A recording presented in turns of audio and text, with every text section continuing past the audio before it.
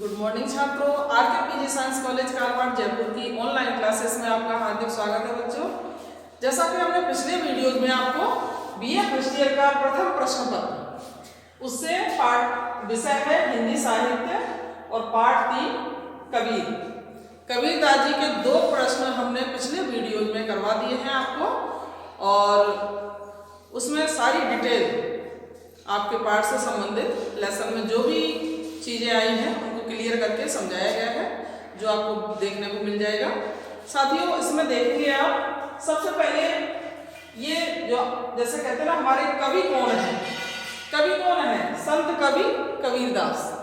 ये एक्चुअल में कवि नहीं थे, संत थे, लेकिन जब उन्होंने हमारे समाज के लिए, हमारे धर्म के लिए, हमारे एकेश्वरवाद ईश्वर के लिए और समाज के कल्याण के लिए बहुत सारे कार्य किए हैं, तो उस माध्यम से देखा जाए तो इनको कवि का रूप दे दिया गया है। ये ओनली क्या थे? संत थे। तो साथियों, एक संत इतना बड़ा काम समाज के लिए कर दे तो बहुत सोचने की बात है। वो कवि, संत कवि कहलाने लगे। तो बच्चों, इसमें देखेंगे आप, कबीर ने भाव, भक्ति, विश्वास और आत्मसमर्पण को बहुत ज्यादा महत्व दिया है। किसमें? भक्ति संबंधी जो उनके विचार थे उसमें। और इन्होंने ईश्वर के 2 रूप बताए हैं। कौन कौन से? साकार और निराकार, यानी सगुण और निर्गुण। तो बच्चों, ये निर्गुण ब्रह्म के उपासक थे, जिनमें कहते हैं ना, निर्गुण का मतलब कोई गुण ना होना, तो साथियों सगुण का मतलब गुणवान होना। लेकिन इन्होंने निर्गुण ब्रह्म की उपासना की, उसके बावजूद भी इनके अंदर भक्ति संबंधी, जैसे आत्मसमर्पण, भक्ति भाव, करुणा, दया, बहुत सारे इनके अंदर गुण थे कबीरदास के अंदर। तो उन्हीं चीजों को लेके चलते हैं बच्चों। आगे बात करेंगे प्रश्न की। तीसरा प्रश्न है आपका, देखेंगे आप आगे। तो प्रश्न है, कबीर की भक्ति के स्वरूप को सौदारण स्पष्ट कीजिए। तो बच्चों देखेंगे, बात करते हैं, आंसर में ले चलते हैं आपको। भक्ति संबंधी कबीर के विचार क्या थे उस पर चर्चा करते हैं, देखेंगे आप आगे।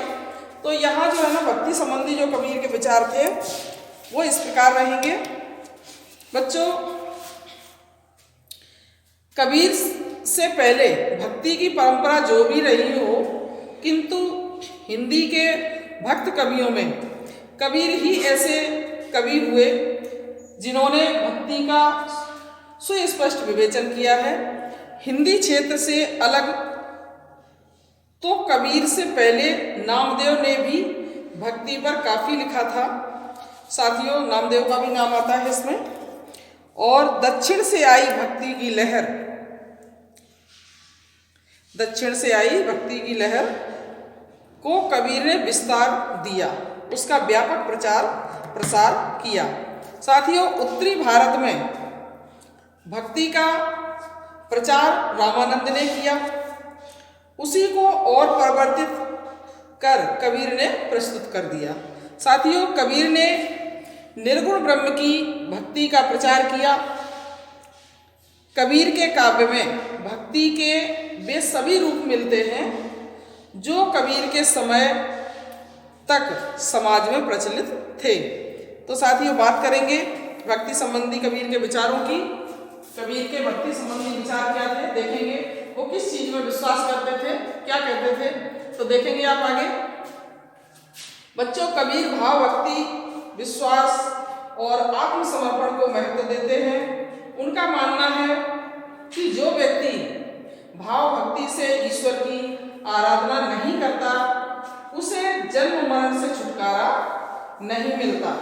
साथियों, भाव भक्ति और विश्वास के बिना संशय दूर नहीं होता और तब मुक्ति भी नहीं मिलती, ऐसा कबीर का मानना था। इन्होंने इसी माध्यम से यहाँ पंक्तियां भी दी हैं, देखेंगे आप पंक्तियों का। भाव भगति सो हरि न आराधा, जन्म मरण की मिटी न साधा। कितनी अच्छी लाइन बोली है इन्होंने। भाव भगति सो हरि न आराधा, यानी जिस व्यक्ति ने भाव भक्ति आत्मसमर्पण से ईश्वर का भजन नहीं किया, भक्ति नहीं की, हरि ना आराधा, यानी अपने आराध्य को समर्पण भाव से याद नहीं किया या स्मरण नहीं किया, उस व्यक्ति की जन्म मरण की मिटी न साधा, उसको जन्म मरण से मुक्ति नहीं मिली। क्योंकि जन्म मरण से मुक्ति मिलना इतना आसान काम नहीं है बच्चों। मोक्ष प्राप्ति, जन्म मरण के बंधन से छूट जाना ही मोक्ष कहलाता है। तो मोक्ष पा लेना किसी भी व्यक्ति के लिए इतना आसान कार्य नहीं है जो इतना आसानी से हो जाए। वहां भी आपको पूर्ण समर्पण भाव से भक्ति करनी पड़ेगी, दुनियादारी के सभी चक्कर छोड़ने पड़ेंगे। जितना नश्वर संसार है उस पूरे संसार में जो भी चीजें हैं उन सबको साइड में करके भक्ति भाव बहुत ही समर्पित भाव से, विनीत भाव से, अनुनय विनय से करनी पड़ेगी। और बिल्कुल भी आत्मा में जो है बिल्कुल किसी भी प्रकार का भाव, जो भी भक्ति से आत्मा जो आपकी है वो भक्ति के लिए तड़पती रहे, ईश्वर के लिए तड़पती रहे। सारी चीजों को भुला के जो ईश्वर भक्ति में लीन हो जाते हैं, उनके शरणागति हो जाते हैं, उनको ही मोक्ष की प्राप्ति होती है। वहां हम ये नहीं कह सकते कि हमें फल की प्राप्ति हो, नहीं होती बच्चों। निष्काम भाव, जहां निष्काम भाव आप रखेंगे भक्ति उसी को कहा जाएगा। जहां हमारी कामना आ गई, मनोकामना आ गई कि हमें ये मिल जाए तो हम भक्ति करेंगे, वहां उस चीज को भक्ति नहीं कहा जाएगा बच्चों। निष्काम भाव से जो भक्ति भाव, समर्पण भाव जो होता है उसी को भक्ति के रूप में लिया जाता है और वो ही भक्ति का रूप माना जाता है। आगे देखेंगे आप दूसरी पंक्ति। साथियों, भाव भगति विश्वास बिनु कटे न संशय मूल, कहे कबीर हरि भगति बिनु मुकुट नहीं रे मूल। कितनी अच्छी बात कही है कबीरदास जी ने। क्या कहा है? भाव भगति विश्वास बिनु, भाव भक्ति और विश्वास के बिना, भाव भक्ति और विश्वास के बिना कटे ना संशय मूल, यानी संशय जो होता है मन में वो दूर नहीं होता है, उसकी संशय की जड़ नहीं मिटती है भाव भक्ति विश्वास के बिना। और कहे कबीर हरि भगति बिन, कबीरदास जी कहते हैं हरि के भगति बिन यानी ईश्वर की भक्ति के बिना मुकुट नहीं रे मूल, यानी मुक्ति का मूल क्या है? भक्ति। भक्ति के बिना आप चाहो कि हमें मोक्ष मिल जाए, हमें मुक्ति मिल जाए, तो नहीं मिलती है। ऐसा कबीरदास जी ने स्पष्ट कहा है। और आगे देखेंगे और क्या कहा उन्होंने भक्ति में ईश्वर के प्रति समर्पण के भाव को महत्व दिया है। कबीर ने ईश्वर को अपना स्वामी कहकर भक्ति में आत्मसमर्पण तथा तादाम्य की भावना व्यक्त की है। साथियों, इसी से उन्होंने स्वयं को भगवान का कुत्ता तक कहा है। कैसे कहा है? देखेंगे वो ही पंक्तियां। कबीर कुत्ता राम का मुतिया मेरा नाम, गले राम की जेवड़ी जित खेचे तित जाऊं। कितनी बड़ी बात कही है कबीरदास जी ने कि ये एक समर्पण भाव वाला भक्त ही इस तरह से सोच सकता है, इस तरह से अपने को दीनहीन बिल्कुल समझ सकता है भक्ति भाव में कि कबीर कूता राम का, कबीर कूता बोलो कुत्ता, राम का मुतिया मेरो नाम, मेरा नाम मोती है। ठीक है। और क्या कहा? कबीर कूता राम का मुतिया मेरा नाम। और आगे की पंक्ति, गले राम की जेबड़ी जित खींचे तित जाए। राम नाम की जेबड़ी मतलब रस्सी, हमारे गले में जो है ना राम नाम की रस्सी पड़ी हुई है। ईश्वर जिधर भी खींचता है मैं उधर ही चला जाता हूँ, क्योंकि मैं राम का कुत्ता हूँ। राम ने मुझे अपने नाम से बांध रखा है, वो जिधर भी मुझे भेजते हैं उधर मैं चला जाता हूँ। ऐसा कबीरदास जी ने कहा है। तो साथियों, यहाँ ये बात हुई। अब हम बात करेंगे कबीर के काव्य में भक्ति का स्वरूप, उस पर बात करते हैं।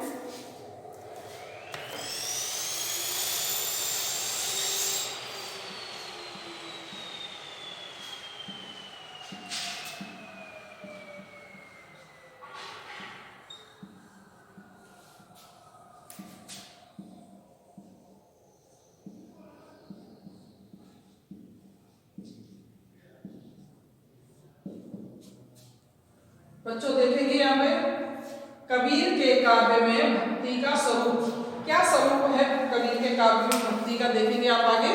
तो यहाँ जो है साथियों, इन्होंने जैसा कि मैंने अभी आपको बताया था कि ईश्वर के दो रूप माने हैं। कौन कौन से? निराकार और साकार यहाँ दिए गए हैं। ईश्वर के दो रूप निराकार और साकार, इनको देखेंगे आप। तो साथियों निराकार और साकार दो रूप माने हैं कबीर ने ईश्वर के। और कबीर निराकार के भक्त हैं, निराकार ब्रह्म के उपासक हैं, किंतु उनका निराकार ब्रह्म निर्गुण है, जिसमें कोई गुण नहीं है। साथियों फिर भी उसमें कृपा, करुणा, दया आदि गुण हैं। कबीर ने निर्गुण ब्रह्म को राम रूप में प्रतिष्ठित कर त्रिगुणातीत और अनिर्वचनीय कहा है। साथियों वह ईश्वर घट घट व्यापी, पाप पुण्य से परे,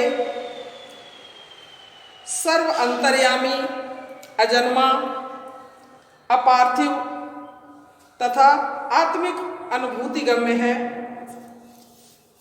कबीर ने आत्म साक्षात्कार रूप में भाव विहलता से उस निर्गुण परमात्मा की भक्ति का प्रतिपादन सगुणोपासकों के समान ही किया है।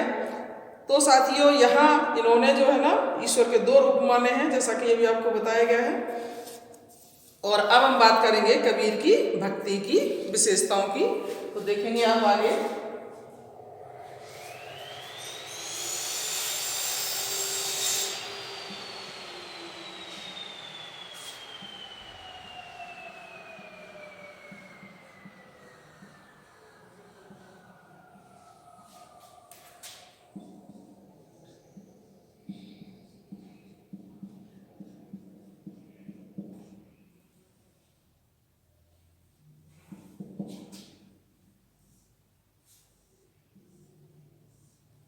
कबीर की भक्ति की कौन कौन सी विशेषताएं हैं, उन पर ले चलते हैं बच्चों, बात करते हैं विशेषताओं की। अब हम बात करेंगे बच्चों कबीर की भक्ति की विशेषताएं। तो भक्ति की कितनी सारी विशेषताएं हैं देखेंगे आप, सामने देखें। नंबर 1 नाम स्मरण, नंबर 2 सदाचरण, नंबर 3 सत्संगति, नंबर 4 निष्कामता, और नंबर 5 मन की एकाग्रता, नंबर 6 विश्वास, नंबर 7 समर्पण का भाव। तो देखा आपने ये सारे क्या है 7 नंबर तक कबीर की भक्ति की विशेषताएं हैं बच्चों। कबीर की भक्ति की इतनी सारी विशेषताएं हैं, इनको भी हम आगे से आगे क्लियर करेंगे। तो सबसे पहले ले चलते हैं आपको नाम स्मरण है, ठीक है। तो बच्चों यहाँ देखेंगे आप, जैसा कि आपको बता दूं, इन्होंने जो है ना कबीर ने ईश्वर की भक्ति के लिए नाम स्मरण, सदाचरण जो भी विशेषताएं आपको बताई हैं, ये समर्पण का भाव आदि आवश्यक माने हैं, क्योंकि यहाँ एक एक पर विचार किया जा रहा है। आप देखेंगे आगे। तो पहला पॉइंट लेते हैं आपका नाम स्मरण। साथियों कबीर भक्ति के लिए ईश्वर के नाम का स्मरण, उसका जप आवश्यक मानते हैं। बिल्कुल सही। तो साथियों यहाँ जो है ना नाम जप करने के लिए कोई स्पेशल टाइम की या किसी चीज़ की जरूरत नहीं होती है। नाम स्मरण हम कभी भी कर सकते हैं, कहीं पे भी कर सकते हैं। हमारे हृदय में आस्था होनी चाहिए, ठीक है। तो यहाँ नाम स्मरण की महत्ता जो बताई है, और तो कबीर ने यहाँ पे जो है ना 4 पंक्तियाँ दी हैं, देखेंगे आप। भगति भजन हरि नाम है, दूजा दुख अपार, मनसा वाचा कर्मणा, कबीर सुमिरन सार। कितनी अच्छी बात कही है यहाँ पे इन्होंने। भगति भजन हरि नाम है, भक्ति और भजन करना, भजन करते हैं, भजन गाते हैं, तो वो भी भक्ति का ही भाव होता है। भजन गाना, ईश्वर की भक्ति करना, ये सब क्या है, ईश्वर का नाम ही इन माध्यमों से लिया जाता है। कबीर ने ऐसा कहा है। और क्या कहा, दूजा दुख अपार। ये जो भक्ति भाव भजन है, ये तो सब सार वाला काम है, लेकिन और दूसरे जो कार्य हैं उन सभी में क्या आता है, दुख, बहुत सारी टेंशन है, बहुत सारी कठिनाइयाँ, बहुत सारी परिस्थितियाँ, ये चीज़ें आती हैं। लेकिन ईश्वर का नाम स्मरण करने में कोई भी परिस्थिति आड़े नहीं आती है, ऐसा कबीर ने कहा है। और क्या कहा, मनसा वाचा कर्मणा कबीर सुमिरन सार। कबीर के सुमरने का सार, नाम स्मरण करने का सार क्या है, उन्होंने मन से, वाणी से और कर्म से सभी से ईश्वर की भक्ति की है। साथियों, भक्ति करना कोई मामूली बात नहीं है। उन्होंने स्पष्ट कहा है, मनसा वाचा कर्मणा भक्ति सुमिरन सार। तो उन्होंने कबीरदास की भक्ति के सुमरण का सार क्या था? मन, वाणी और कर्म से इन्होंने भगवान को याद किया, स्मरण किया, आत्मा से याद किया। तो साथियों, यहाँ भक्ति का भाव ही इनका अलग था, इसीलिए इनको संत कहा गया। बच्चों, दूसरी पंक्तियां हैं, देखेंगे। मेरा मन सुमरे राम को, मेरा मन राम ही आहे। मेरा मन सुमरे राम को, मेरा मन जो है हर समय सोते जागते उठते बैठते खाते पीते राम का नाम ही स्मरण करता है मेरा मन, है ना। और क्या कहा? मेरा मन राम ही आहे। मेरे मन में सिर्फ राम नाम की ही आती है, और कुछ जब भी आह उठती है अंदर से, जब भी आवाज आने को होती तो हे राम, हे राम, बस मेरे मन के अंदर राम की ही आह भरी हुई है। बस राम ही राम रटता रहता हूँ, नाम स्मरण करता रहता हूँ। और क्या कहा? अब मन राम ही वह रहा शीश नवाबों का है। अरे, अब तो मेरा मन ही राम के समान हो गया, राम राम करते करते, तो अब मैं शीश क्यों झुकाऊं? क्या कहा कबीर ने कि राम राम की रट लगाए हुए दिन रात एक, बस राम ही राम, और मुझे कुछ चाहिए ही नहीं, सिर्फ राम की ही रट लगाए रहता हूं। तो उस रट से क्या है, मुझे अब शीश झुकाने की या पूजा पाठ करने की या कुछ भी करने की जरूरत नहीं है, क्योंकि मेरा मन ही राम ही हो गया। मेरा मन राम राम करते करते मेरी आत्मा, मेरा मन, मेरा सब कुछ राम के समान ही हो गया है, ऐसा कबीरदास जी ने कहा है। अब हम बात करेंगे आपको आगे, दूसरा पॉइंट ले चलते हैं, आपको दूसरे पॉइंट की बात करते हैं। साथियों, अब बात करेंगे दूसरे पॉइंट की, प्रपत्तिपरता या समर्पण भाव।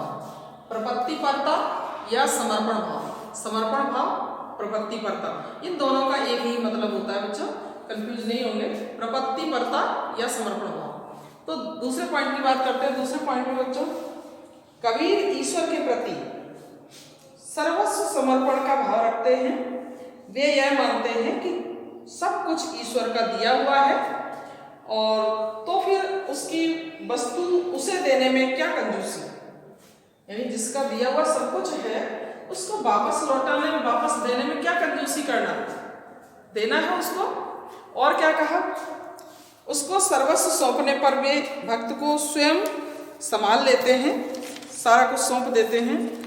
और दो पंक्तियों में उन्होंने क्या कहा है देखेंगे, दो तीन पंक्तियां हैं साथियों, बड़ा ही सुंदर पंक्तियां हैं, देखेंगे ध्यान से। मेरा मुझ में कुछ नहीं, जो कुछ है सो तेरा, तेरा तुझको सौंपता क्या लागे मेरा। ठीक है। और एक पंक्ति कहिए, केवल नाम जपहु रे प्राणी, परहु एक के सरना।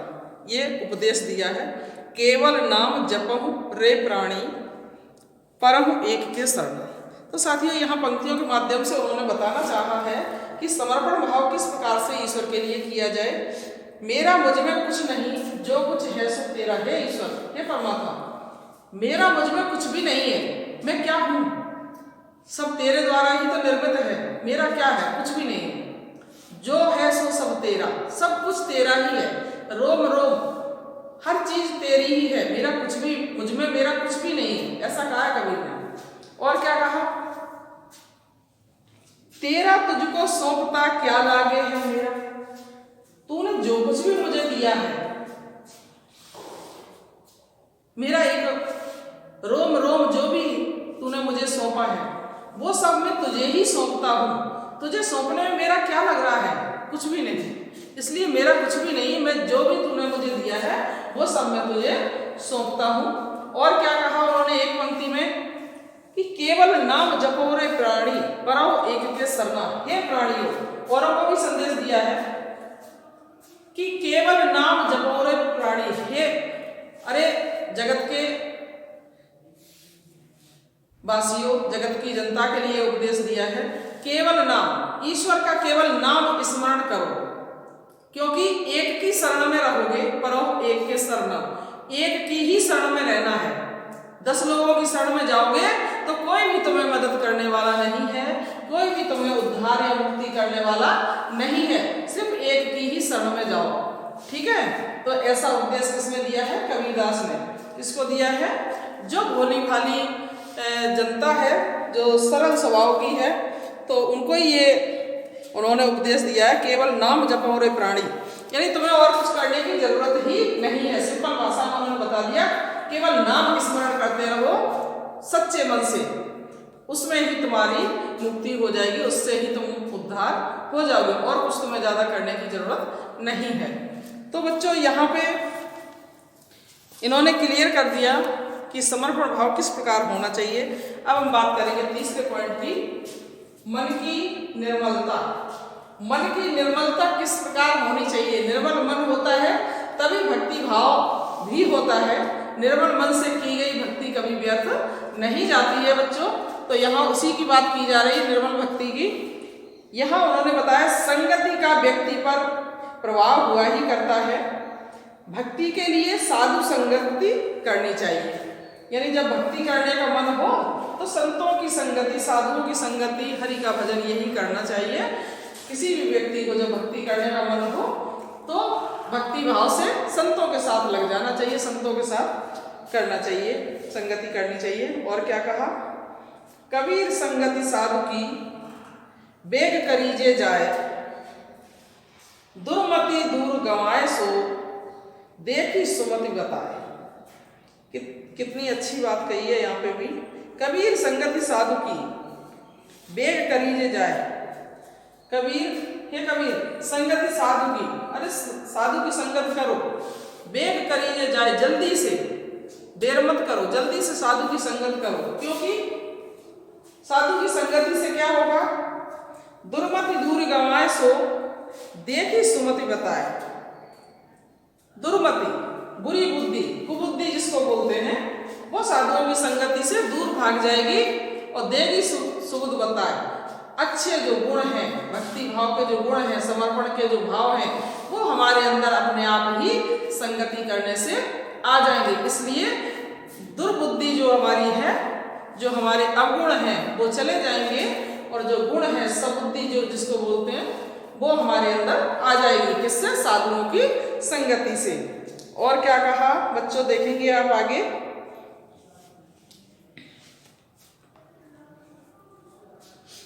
बात करेंगे 5वें पॉइंट की। 5वां पॉइंट है बच्चों आपका दीनता प्रदर्शन। दीनता प्रदर्शन, दीनता मतलब गरीबी, गरीबी का प्रदर्शन। तो यहाँ दीनता का भाव जो होता है, विनम्रता का भाव, गरीबी का भाव, इस तरह से होता है। देखेंगे आप साथियों, ईश्वर से बड़ा कोई नहीं है।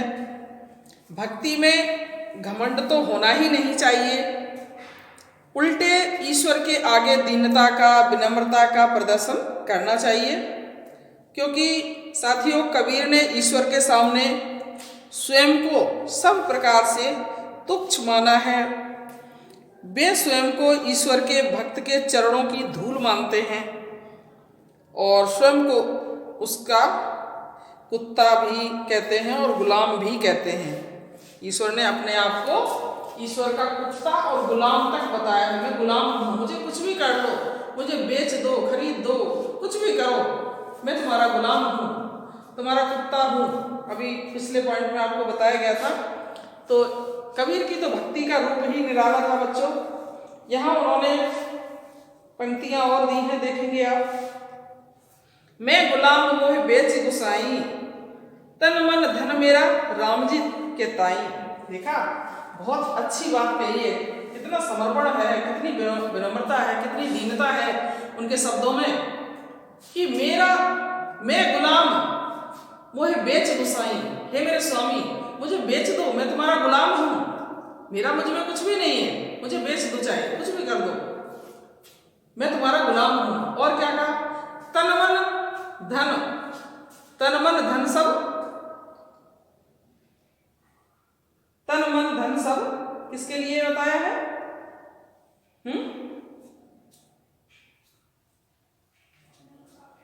तन मन मेरा राम जी के पाए। मेरा तन, शरीर, मन, जो मेरा मन है, और धन, जो कुछ भी है मेरे पास, वो सब किसके लिए? राम जी के लिए है, मेरे प्रभु के लिए है। मेरा कुछ भी नहीं, मैं तो तुम्हारा गुलाम हूँ। तुम चाहो मुझे बेचो, खरीदो, कहीं पे कुछ भी कर दो, मैं तुम्हारा गुलाम हूँ। और वही लाइन फिर उन्होंने कही है, कबीर पूता राम का मुतिया मेरा नाम, गले राम की जेबड़ी जित खेचो तित जाऊं। मैं कबीर राम का कुत्ता हूँ, मेरा नाम मोती है, और राम गले में जो है ना जेबड़ी यानी रस्सी जो पड़ी है, राम नाम की रस्सी है। मेरा राम जिधर मुझे खींचता है मैं उधर चला जाता हूँ, मैं राम का कुत्ता हूँ, ऐसा कहा है कबीर ने। भक्ति भाव में पूर्ण समर्पण भाव दिखाई दे रहा है साथियों। तो यहाँ बात हुई इनके दीनता प्रदर्शन की। अब हम बात करेंगे 6वें पॉइंट पे ले चलते हैं आपको, विविध रूपों में आराध्य की उपासना। और कौन कौन से रूपों में उन्होंने अपने आराध्य की उपासना की थी बच्चों, देखेंगे आप आगे। साथियों, कबीर ने ईश्वर को सर्वस्व माना है, इसलिए उसके प्रति अपने कई प्रकार के नाते बतलाए हैं। कौन कौन से नाते, किन किन रूपों में उन्होंने आराध्य की उपासना की है, कौन कौन से रूप दिए हैं, देखेंगे आप। कहीं उन्होंने ईश्वर को पति और स्वयं को उनकी पत्नी मानकर, तो कहीं ईश्वर को जननी और स्वयं को उसका बालक मानकर, कहीं उसे अपना पिता मानकर, तो कहीं उसे अपना स्वामी और स्वयं को उसका गुलाम मानकर साथियों अपनी भक्ति प्रदर्शित की है। और विविध रूप उनके यही थे। तो भक्ति भाव के विविध रूप इनके थे आराध्य के प्रति। अब हम देखेंगे पॉइंट नंबर 7वां, निष्कामता। निष्कामता, बिना कुछ करवाए भक्ति करना, बिना किसी लालसा के, बिना किसी मनोकामना के भक्ति भाव करना ही निष्काम भक्ति कहलाता है। तो इसमें इन्होंने क्या कहा है देखेंगे आप आगे। साथियों, कबीर की भक्ति निष्काम थी, निष्काम है, और कामना को तो उन्होंने भक्ति में बाधक माना है। जो कहते हैं ना हमारी ये कामना पूरी हो जाए, नहीं भाई, भक्ति करनी है तो निष्काम भाव से करो, ईश्वर अपने आप समझ लेगा, अपने आप तुमको दे देगा जो तुम्हें चाहिए। तुम्हें जिस चीज की जरूरत है, तुम्हारे मन के अंदर जो भाव छुपा हुआ है, वो ईश्वर तुम्हें खुद ही दे देगा। तुम्हें कुछ कहने की और बताने की जरूरत नहीं है, क्योंकि वो सर्वज्ञ है, सब कुछ जानता है कि तुम्हारे मन में क्या चल रहा है, तुम्हारे हृदय में क्या चल रहा है। यहाँ मन और हृदय दो चीजें हैं। मन चंचल होता है, जो तुम्हें किधर भी विचलित करके ले जा सकता है, कहीं पे भी ले जा सकता है। और आपका हृदय यानी आत्मा जो है हृदय की, वो हमेशा आपको सही मार्गदर्शन करेगी, कभी भी गलत राह पर नहीं ले जाएगी। तो साथियों, यहाँ वही बताया गया है कि यहाँ पर डॉक्टर गोविंद त्रिगुणायत ने लिखा है कि भगवान की सेवा में कामना को भी उन्होंने विशेष बाधक माना है। वस्तुतः उनकी भक्ति भागवती और निष्काम है। उनका जो भक्ति भाव है वो निष्काम है, उन्हें कुछ भी नहीं चाहिए ईश्वर से, जो कुछ है सब तेरा। ठीक है, तो अब हम ले चलते हैं आपको 8वें पॉइंट पर। 8वां पॉइंट है आडंबर रहित। आडंबर रहित, आडंबर मतलब दिखावा, ढोंग करना, उसको आडंबर कहते हैं। तो यहाँ आडंबर रहित कैसे थे ये देखेंगे आप। साथियों, कबीर की भक्ति में मन ही सब कुछ है, मन को साधने पर ही भक्ति संभव है। यहाँ मन को बहुत विशेष चीज बताई गई है, क्योंकि अन्य साधन मन को साधने के लिए ही हैं। योग साधना मन की पवित्रता और एकाग्रता में सहायक है।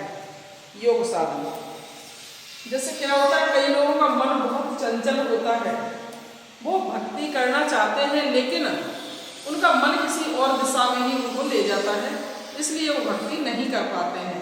तो यहाँ कबीरदास जी कह रहे हैं कि मन की एकाग्रता, मन को एकाग्र करना वो किस प्रकार से होगा, क्या बताया उन्होंने। साथियों, उन्होंने स्पष्ट कहा है मन को साधने पर ही भक्ति संभव है। यदि मन आपका सद गया, आपकी बात को मन तुम्हारा मान संभव है वरना मुश्किल है। अन्य साधन मन को साधने के लिए ही हैं, जैसे कि योग साधना मन की पवित्रता और एकाग्रता में सहायक होती है। क्या होती है? योग साधना, योग जो करते हैं ना, वो योग साधना ऐसी होती है, वो मन को पवित्र भी बनाए रखती है और मन को कंट्रोल भी करती है, चंचलता की ओर नहीं जाने देती है, वो मन को रोक लेती है। ये क्या है? योग साधना। तो साथियों, यहाँ साधु संगति भी मन की बुराइयां दूर करती है और कबीर की उपासना के लिए किसी भौतिक साधन को आवश्यक नहीं मानते कबीर जी। साथियों, उन्होंने तो अपनी भक्ति को मात्र भगति कहा है, जिसमें भाव के अतिरिक्त और कुछ नहीं चाहिए। एक स्थिति ऐसी आती है जब जप भी नहीं रह जाता, अजपा जप चलता रहता है। जप भी नहीं रह जाता, अजपा जप चलता रहता है। माधव सहज समाधि भली। तो एक समय ऐसा आ जाता है बच्चों, स्थिति ऐसी आ जाती है जब जप भी नहीं किया जाता। कब?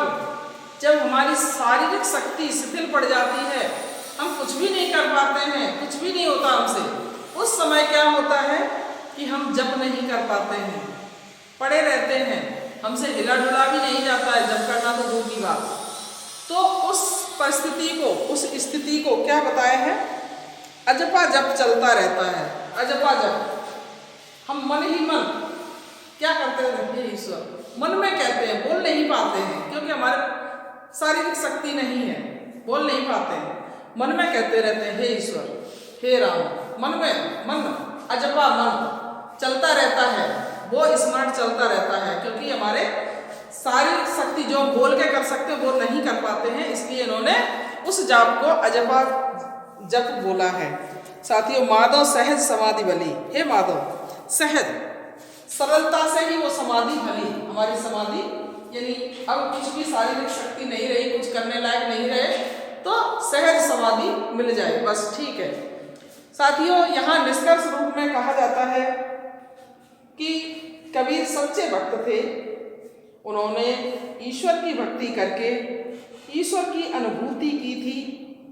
उनकी भक्ति का सार है निर्मल मन, बस में किए हुए मन से ईश्वर के प्रति प्रेम भाव रखना। इसी मन के लिए अन्य सब साधन हैं। भक्ति के लिए तो केवल भाव ही चाहिए। इस मन के लिए तो बहुत सारे साधन हैं, उन्होंने बताया है, और भक्ति के लिए तो केवल भाव ही चाहिए। और भाव तब आएगा जब मन आपका व्यवस्थित होगा, मन कंट्रोल होगा। मन अगर चंचल है तो भक्ति का भाव नहीं आ पाएगा, ऐसा कबीरदास जी ने कहा है। तो साथियों, यहाँ आपका तीसरा प्रश्न कंप्लीट हो जाता है और अब हम ले चलते हैं आपको आगे, बात करते हैं आगे चौथे प्रश्न की।